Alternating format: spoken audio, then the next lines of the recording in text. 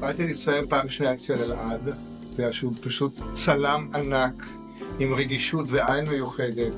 הוא עושה אותי יפה, אני יפה, אבל עושה אותי עוד יותר יפה, והוא בן אדם פשוט מקסים.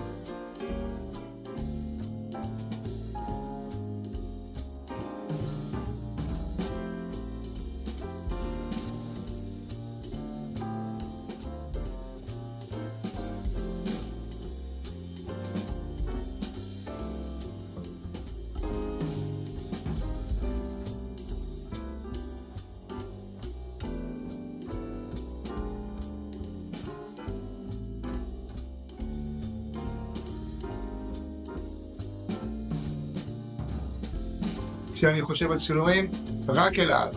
בפעם האחרונה שלפני 3-4 שנים, כשאלעד עשה לי צילומים, קיבלתי בעקבות זה, לא רק, אבל בעקבות זה קיבלתי 5 תפקידים ו5 סרטים.